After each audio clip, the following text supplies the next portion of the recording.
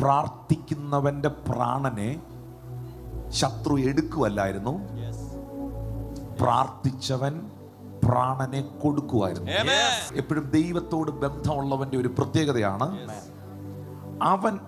അവൻ അനുവദിക്കാതെ.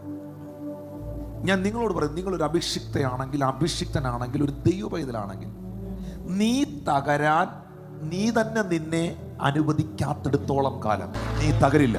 ഞാനിത് എല്ലാവരോടും അല്ല ഈ പറയുന്നത്, പ്രാർത്ഥിക്കുന്ന ഒരു ദൈവ പൈതലിനോടാണ് ഈ പറയുന്നത്.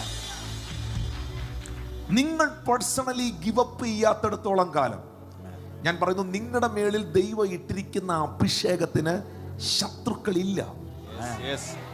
കാരണം നിങ്ങളുടെ മേളിൽ ദൈവം പകർന്ന അഭിഷേകത്തെ ജയിക്കാൻ പറ്റുന്ന ഒരു ശത്രുവും അത്ര ശക്തിയുള്ളത് ആര് ലോകത്തിലില്ല. നിങ്ങളുടെ മേളിൽ ദൈവം ഇട്ട അനോയിന്റിങ്ങിന്, ഗ്രേസിന് ഒറ്റ എനിമയേ ഉള്ളൂ, അത് നിന്റെ മൈൻഡാണ്. നിങ്ങൾ ഗിവ് അപ്പ് ചെയ്താൽ, നിങ്ങൾ വേണ്ടെന്ന് വെച്ചാൽ, പ്രവാചകന്റെ ആത്മാവ് പ്രവാചകന് വിധേയപ്പെട്ടിരിക്കുന്നു. എനിക്ക് രക്ഷപ്പെടണം, എനിക്ക് അനുഗ്രഹിക്കപ്പെടണം, എൻ്റെ ലൈഫ് ബ്ലെസ്ഡ് ആകണമെന്ന് നീ അങ്ങ് തീരുമാനിക്കാമെങ്കിൽ സ്വർഗത്തിന്റെ കരം നിനക്ക് വേണ്ടി ചലിക്കുന്നത് അത് കാണാൻ കഴിയും. 100%. Thank you Holy Spirit, because you are the child of Jesus. Amen. നീ ദൈവത്തിന്റെ കുട്ടിയാണ്. ഞാൻ എങ്ങും യേശു കർത്താവ് തിരമാല കണ്ടപ്പോൾ അതിന്റെ മുമ്പിൽ പേടിക്കുന്ന ഞാൻ കണ്ടില്ല. ഹെരോദാവിന്റെ ഭീഷണിയുടെ മുമ്പിൽ യേശു ശുശ്രൂഷ അവസാനിപ്പിച്ച് പെരയ്ക്കാതിരിക്കുന്ന ഞാൻ കണ്ടില്ല.